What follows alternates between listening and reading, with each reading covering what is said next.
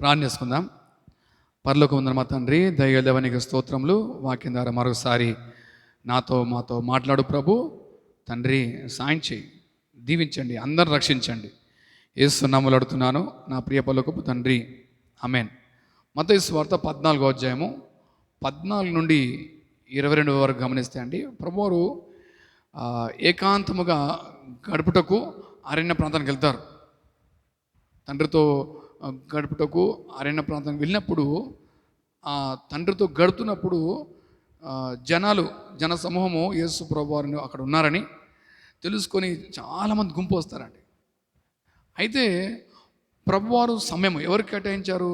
దేవునికి కేటాయించారు. He dedicated time to the father. అయినప్పటికీ జనులు వచ్చినప్పుడు యేసు ప్రభువారు ఆ సమయము ప్రజలకు ఇస్తారు. వారి చూచినప్పుడు కనికరపడి వారిని ఎడలా జాలిపడి ఆ సమయాన్ని వాళ్ళతో గడుపుతారు అన్నమాట. సో మన జీవితంలో కూడా కొన్నిసార్లు మనం ఈ పనులు చేయాలి, ఆ పని చేయాలని డెడికేట్ చేసుకుంటాం. ఆ టైంలో ఎవరైనా ఇబ్బందులు వచ్చినప్పుడు, ఎవరైనా సాయం కొరకు వచ్చినప్పుడు వారితో గడపడానికి ఇష్టపడము. కానీ ప్రభువారు అలా లేదండి. కొన్నిసార్లు ఇతరుల నిమిత్తము మన షెడ్యూల్ మార్చుకోవాలి. కొన్నిసార్లు we need to be sacrifice mind కలిగి ఉండాలి. త్యాగపూర్వకమైన మనసు మనం కలిగి ఉండాలని ప్రభువారు అక్కడ తెలియజేస్తున్నారు.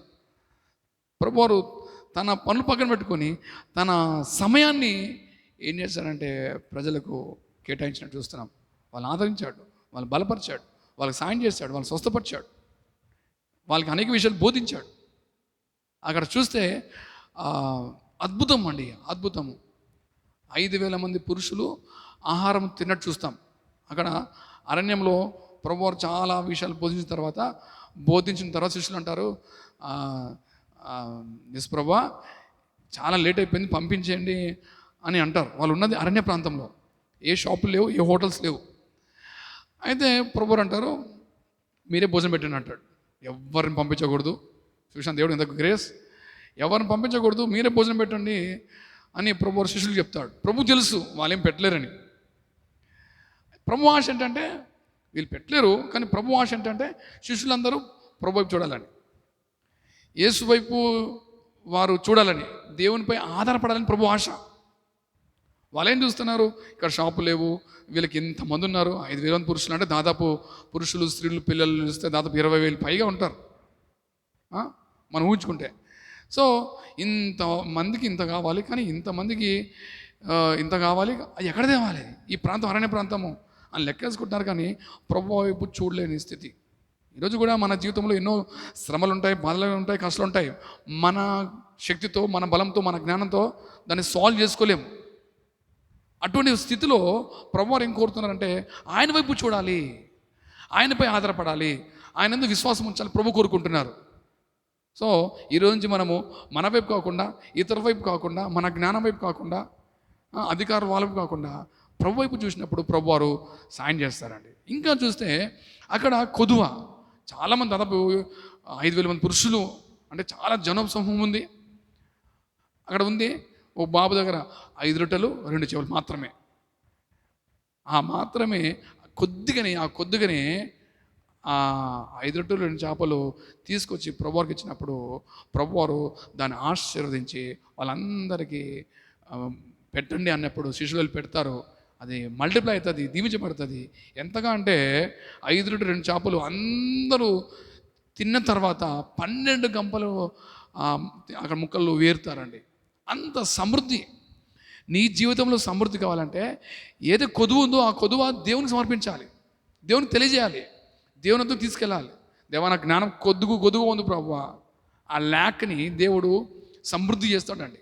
కొదువను సమృద్ధిగా చేయటకు శక్తిమంతుడు ఆయన.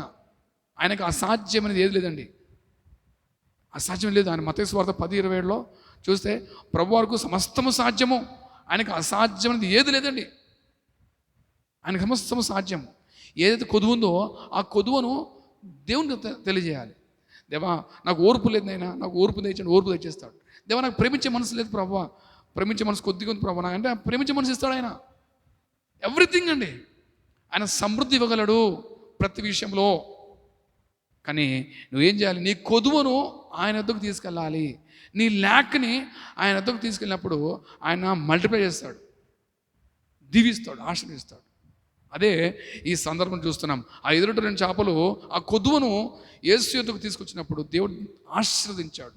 ఎంతగా ఆశీర్వదించాడంటే, ఎంతగా దీవించబడ్డాడు, అక్కడ 12 గంపలు నిండినంతగా దీవించబడ్డారండి. సో ఈరోజు దేవుడు నీతో నాతో మాట్లాడంటే మనము దేవుని వైపు చూడాలి, అన్ని వేళలో దేవుని వైపు చూడాలి.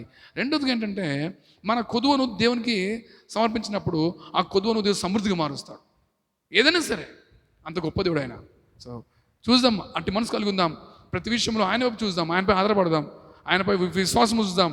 మన కొదువను దేవునికి సమర్పిస్తాం, దేవునికి తెలియజేద్దాం, దేవునికి తీసుకొస్తాం. అప్పుడు దేవుడు గొప్ప కార్యం చేస్తాడు. అంటే మా కృప దేవుడు అందరూ దయచేసి ఆశీర్వదించి నడిపించును గాక. ప్రార్థించుకుందాం. పరమ తండ్రి, నీకు వందనాలు ప్రభు. నిజమే తండ్రి, మేము లోకం వైపు కాకుండా, మా వైపు కాకుండా, ఇతరుల వైపు కాకుండా నీ వైపు చూసే మనసు మాకు దయచేయి. మా కొదువును నీకు తెలియజేసినప్పుడు నువ్వు దీవిస్తావు, ఆశీర్వదిస్తావు అని తెలియజేసావు ప్రభా. ప్రతి కొదువును నీకు సమర్పించే మనసు మా అందరికి దయచేయి. దేవానికి వందనాలు. అవునయ్యా, బిజీ షెడ్యూల్ ఉంటాం ప్రభా. అయ్యా, మేము ఇతరుల వైపు, అయ్యా ఇతరుల కొరకు కూడా మేము మా సమయం కేటాయించాలి. వాళ్ళ ఆదరణ నిమిత్తము, వాళ్ళ సహాయ నిమిత్తము మా సమయం కేటాయించాలి. ఆ మనసు కూడా మాకు దయచేయి. అయ్యా తండ్రి, వీడియో చూసిన అందరూ దీవించు, ఆశీర్వదించు. వాళ్ళ కొదువును సమృద్ధిగా మార్చు. వాళ్ళందరూ నీ వైపు చూసే మనసు దయచేయి. మీరే మహిమ పొందండి. యేసు నామములో అడుగుతున్నాను నా ప్రియ పరలోకపు తండ్రి. Amen. God bless you all. Thank you.